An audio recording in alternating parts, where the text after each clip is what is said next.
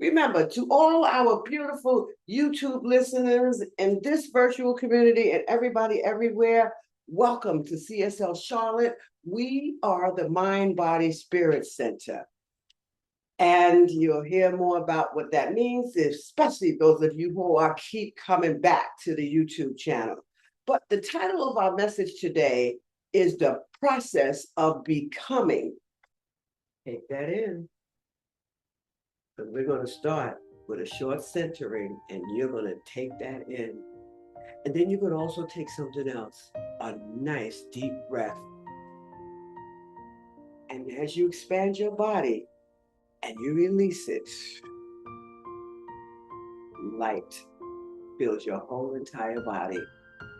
See, when we remember our light, we stop clinging to those old identities that we had.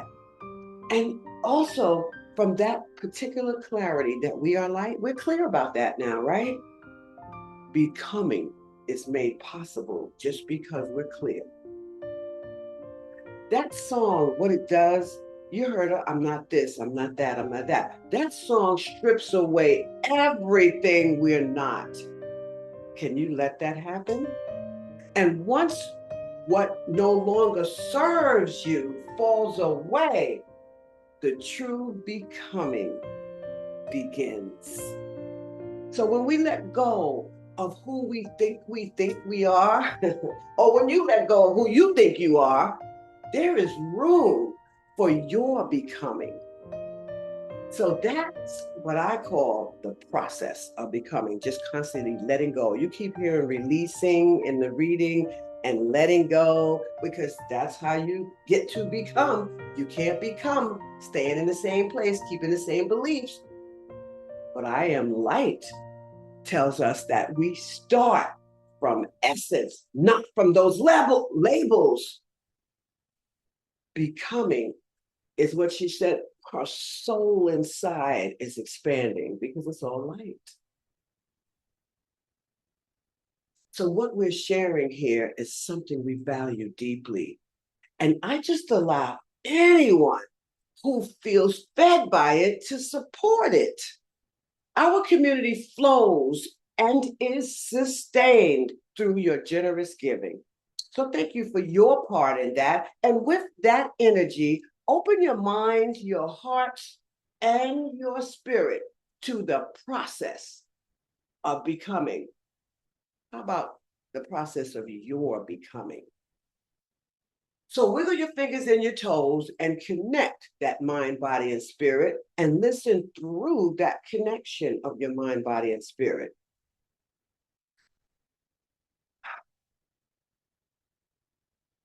Now we'll talk about the three things I love so much, the mind, the body, and the spirit. The mind deciphers what we notice and what we decide to let in our awareness or within our oneness with spirit. That's the mind. Our body expresses through strength, mobility, vitality, and through the choices we make to obtain that strength, balance, mobility, and vitality.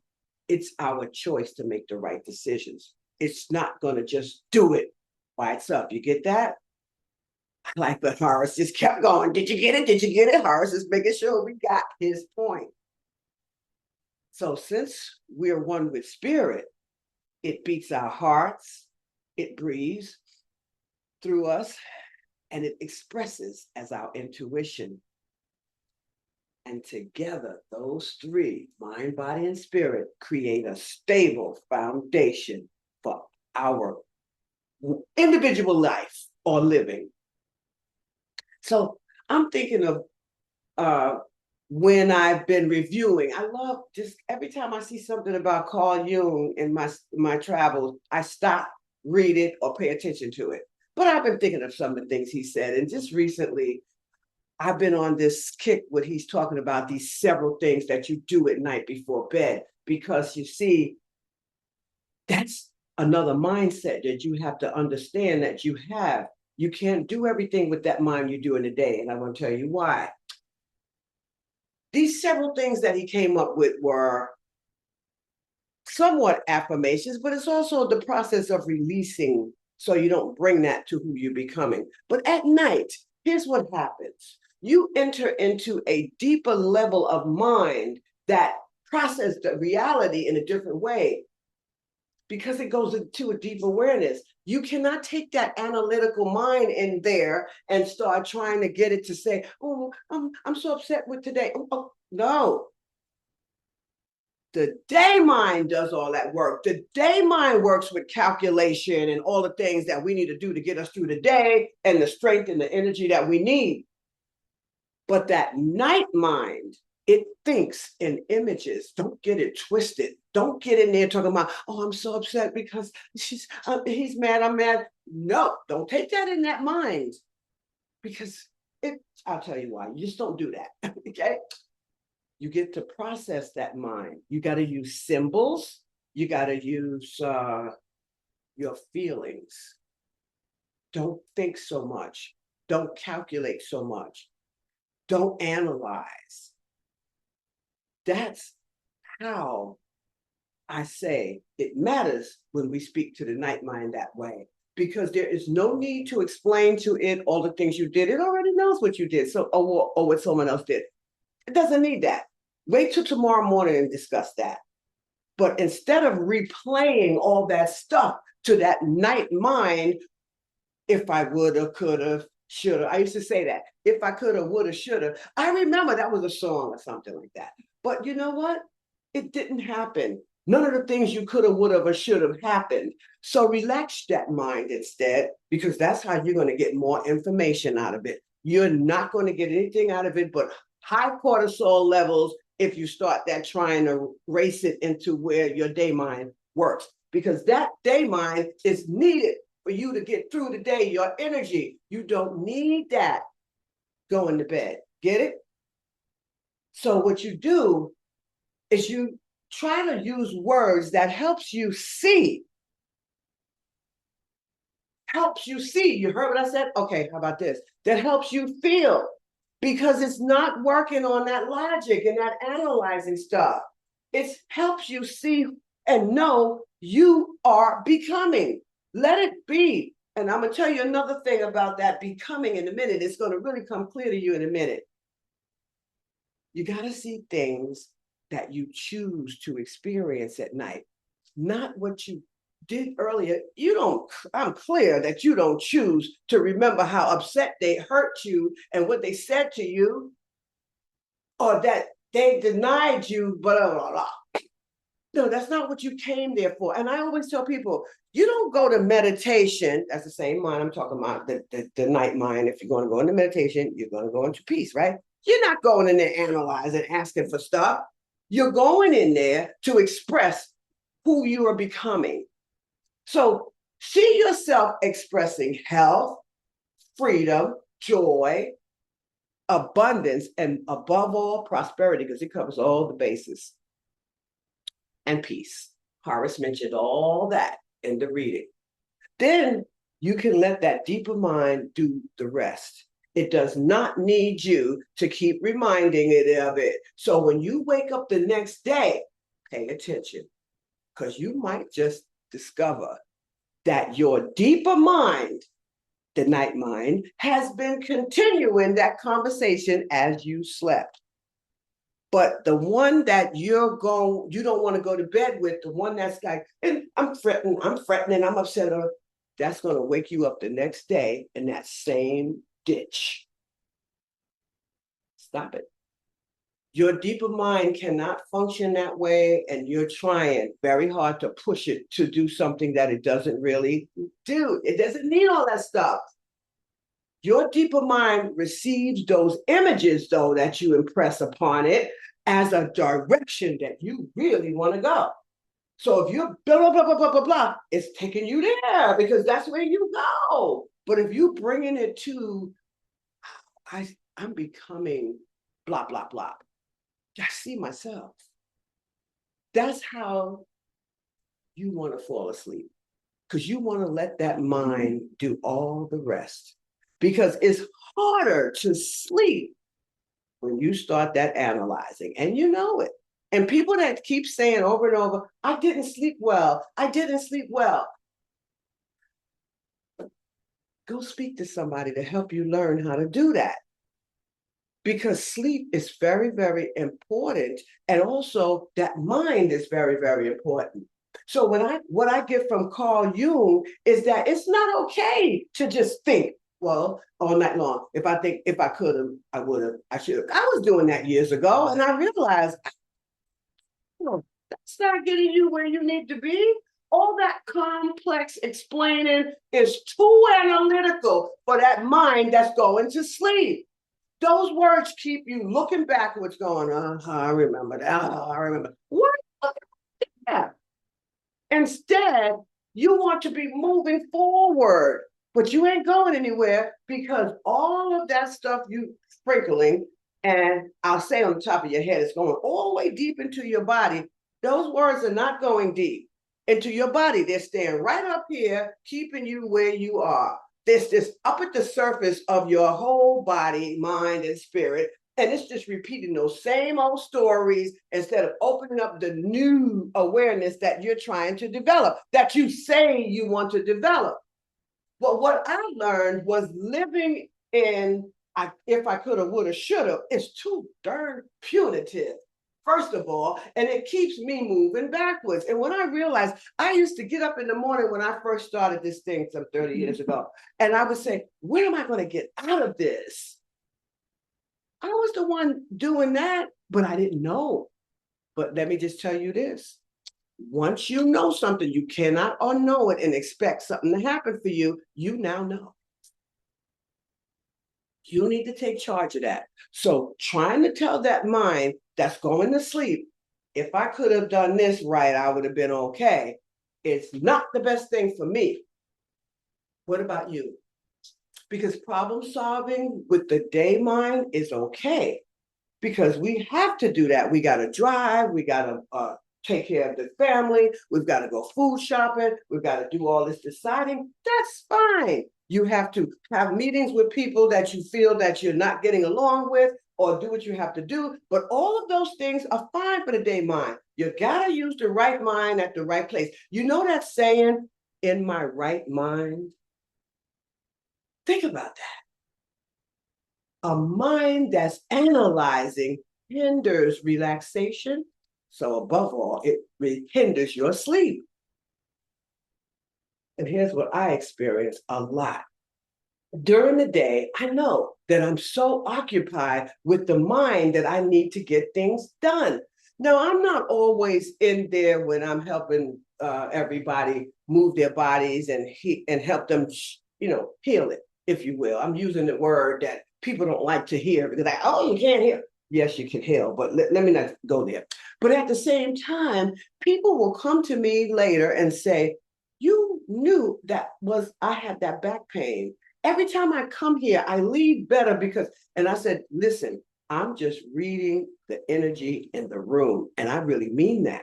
And they know I mean it by now after all this time I've been with them. I've been with them over 2.5 years now. But just before sleep, I learned this. It's my job to allow things to soften from that day, all that stuff I did during the day. Because when my mind is about to sleep, I become quiet. So I have that opportunity to impress upon my sleeping mind, my deep mind, whatever you want to call it, with what I'm becoming. And instead of my mistakes. And I'm going to make a ton more of those. So why bother? Right? But one way, excuse me, one way I see imagery through words myself is I add this ing to it. See, ing is a moving verb. Once you put that at the end, it's moving. No ing, you stop. That's it. One thing. You'll notice that action becoming, become, releasing, release is felt when you use the ing words. That means that life is always moving. That's what the suffix ing does to the English language. It shows you. So that's what you need to incorporate, the words that cause movement, because you can't, nothing is stagnant. Ing words describes things that are continuously moving. If I keep saying I'm becoming, I'm continuously evolving. Ing, becoming, ing. The feeling is life is a process. That's what you get. It's not a one-time event. If I say release, again, it feels like one single event, and there's and it's just something that's a one and done. Oh, that's what it is. Like I always say, one and done. Don't let things in life be a one and done. Continue. But releasing tells me that, and I hope it tells you somewhat, that releasing is an ongoing process, and life is always in motion. So that means that I was taught from childhood certain things. Horace said it in the reading. The things that you were taught, you can't bring it to the becoming you, because the becoming you is stagnant from that. You get that? Horace, you got me on that. You get that? And it really is something that holds you back. So I remember when things that come up to remind me of what I used to do, I just started to release that. So that was my thing to say to myself after checking out Carl Jung so much with this. I am releasing. And the reason why you're saying I am releasing is not because you want to release that one thing. You're releasing everything that you keep coming up with, or you keep hearing in your mind, that hindered your progress, if you will, or moving forward. Because every breath is releasing, every moment is becoming, every experience is inviting us into more healing and more awakening. I'm awakening, and I'm expanding, and I'm evolving. But above all, I'm living the process of becoming. Someone just said that in our opening prayer. So remember this, life is not stagnant, consciousness is not stagnant, and spirit is definitely not stagnant. And I'm not trying to arrive at a finished version of myself, because you never will until you die. So don't try to die, okay? Don't do it. I'm continually becoming that, what it is, whatever it is tomorrow. The mind that, well, I want to say, what reminds me of all of this is that transformation. Let me tell you about that transformation. Transformation, if you ever notice, it has never been a one-time event. You're always transforming too. You used to love lemon meringue pie at one time, and no longer do you feel for it, right? You used to drink alcohol. Now, not so much. Maybe you still do, but it's okay. But it's a process. That's the process of becoming. What you are now, you became from what you were then. You are becoming, you are healing, you are releasing, you are awakening, and you are prospering. But you have to allow it. And if you're going to go to bed at night impressing the mind with all that stuff, you're not allowing it. I'm impressing upon my deeper mind the person I recognize myself as becoming. So I have certain things that I will think about in my mind, or allow visions to come through me or whatever. And then that's when I allow that deeper wisdom to continue to work its magic while I'm asleep. But I'm not coming back in there and telling them I'm so mad at that one because this and that and the other thing. She knew better. You can't do anything with that person in that position, and you know to be able to do something with somebody else. So forget that. Sometimes I wake up and that deeper mind comes to talk to that day mind, and it's got something going on. Last Saturday night, I love these different nights. I wake up with different things. Last Saturday night, I went to sleep because I was dealing with that thing with Carl Jung. I was like, oh, I like this. And I just did it. And I started saying, I'm becoming the person I quietly know myself to be. And I kept saying it and saying it and saying it as I was looking at the vision boards and stuff that I create. So my mind could see that instead of seeing the ridiculousness that you want to hold on. So I said, I'm releasing what doesn't belong to me. You heard that in the reading. It's not new to you. Okay, I said that too. Sunday morning, I wake up to a conversation that goes like this between my deeper mind and my consciousness, my conscious mind, not my consciousness. Consciousness is all of it. But conscious mind, the one who's waking up to do everything it needs to do in a day, the two of them were talking. And they were saying, when a person lets go of messy people and release the icky thoughts. That's what it said to me. And I can't tell you, I'm telling you the truth, what it said. You can figure it out, but it wasn't your message. So don't worry about mine. But it said, it helps me to release a heavy load. So how did it go? Let me get it right. Because it hit hard when I heard it. When a person lets go of messy people and icky thoughts, they release a load. That's what I heard. And so I sat there for a few. I never jumped right up because when I hear that like, whoa, that was a message for me to decipher. And I was waking up. But here's the thing, I love deciphering thoughts like that because it's helping me to get to my becoming.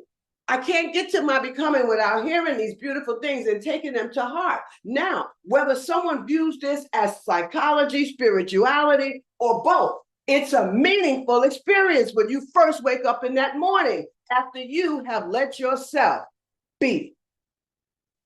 Becoming means that life is never finished. It's never finished expressing through you or me. Healing means that every experience moves me closer and closer to wholeness. And I already carry that wholeness in me. You got to trust that. There's a process. Trust it.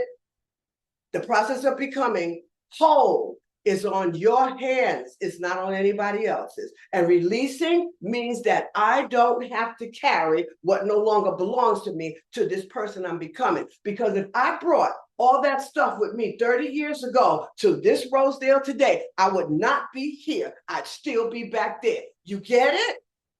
Come on, Horace. You get it?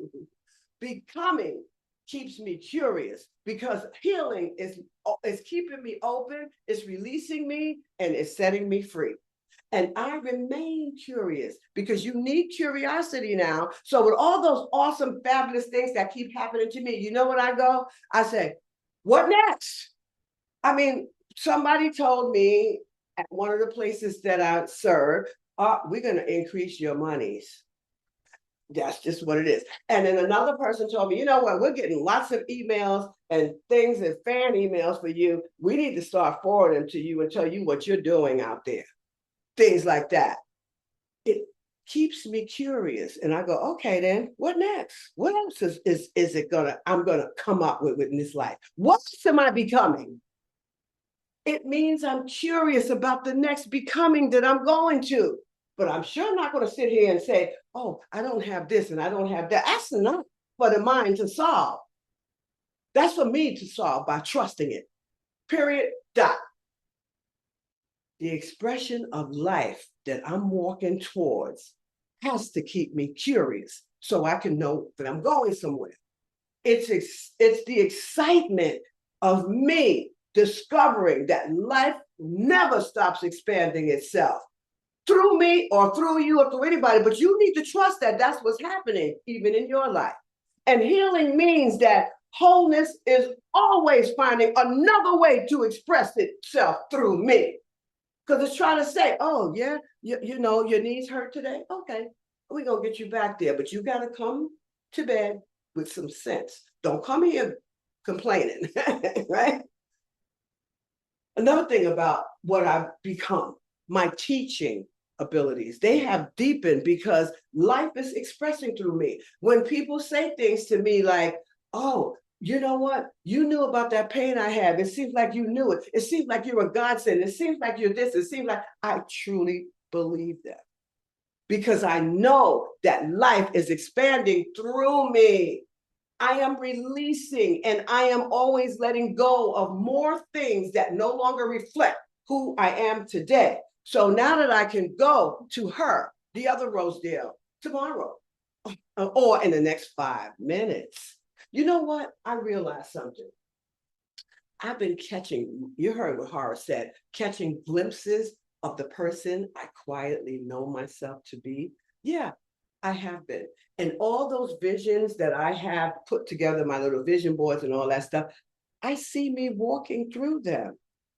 But that's the only way the mind communicates with me. It cannot communicate with me going, I want that, and I can't have this, and I don't have enough of that, and that. Every glimpse that I get invites me to become a little more of who I've always been in the process of becoming. I've spent several years teaching myself that my philosophy, the one that I'm in now, isn't centered on fixing my life. It is not. We don't fix our life. It's centered in expressing life as me because life itself is always expressing through me and I am always becoming. I'm in that process and I love to be in that process. So I'm releasing no longer what belongs to me and the person that I'm becoming, because you know what? The person I'm becoming does not need that crap. The argument I had with so-and-so, it does not need to be dealing with that because she wants to stay happy. That's powerful to me because my reasons constantly change for releasing. My reasons constantly change for releasing. My reasons constantly change for releasing because sometimes you catch yourself a glimpse of something that you didn't really want to say, like, ooh, that's I need to let that go. See, that's something else that I remember now. Ooh, I don't like that feeling because I remember I used to think like that. Okay, let's let that go. I'm always releasing. They don't all come at once. But when you hear it, let it go. I don't need to use those things that I used to believe anymore. They don't help. I don't need them to justify, to complete an understanding, or to make sense out of my life. I don't need that stuff.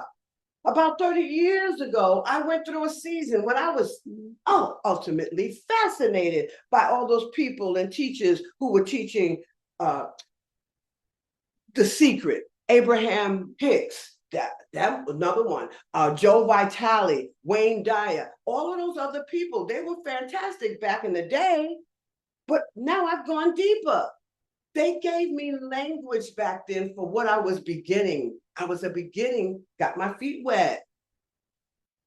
And that's what you got to do. Realize this is just for me to get started. Give me a language.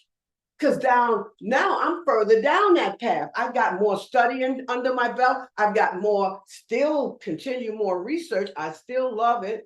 So we are always in motion. We're always moving forward. So move. Quit holding back here. The next chapter of who you are has not, ooh, boy. The next chapter that man, I get so excited when I think about it because I'm always that in the car going, woo, wow, did you just say that? But the next chapter of who you are has not been written yet. And that's the beauty of life. Every moment is a blank page.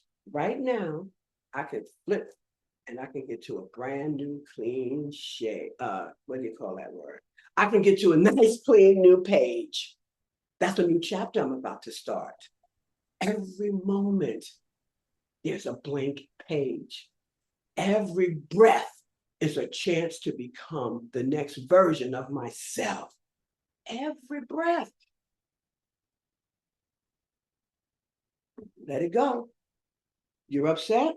Breathe, because you can let that go.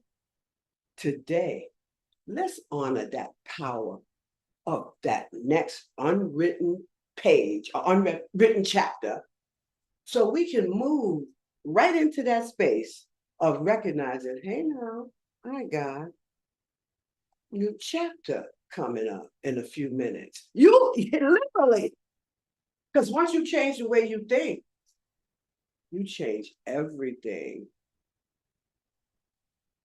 So with that being said, this week, I'm going to wrap my talk up with this before I tell you about that next song. Honor the power of the next unwritten chapter. So move into that space right now. Okay, now, okay. And thank you for talking about that giving portion, because you know what? Your giving is really not a transaction. Transaction, blah, blah, blah. It's an affirmation of who you are. You're not, your giving is not a bill. It's you standing in your becoming. When something lifts you, the natural response is to participate. Your giving says, I'm in this. I'm aligning with this. It's saying, thank you, CSL Charlotte, for being part of my journey and my process of becoming. It's your way of saying, hey, I value what feeds my mind, body, and spirit. Thank you for strengthening how the process of becoming works through your giving. So thank you very much. So as we wrap this up today in our beautiful time that we spent, I love all these days we spend together. The process of becoming is alive in you. Becoming is the practice of moving forward with life without stagnation, without shutting down, and without shrinking back. Oh, I can't say that because the more you sit with yourself, the easier it is to return to the rhythm of your process of becoming. So the quantum field is always supporting you in this process of becoming. So until we meet again, keep becoming. And so it is.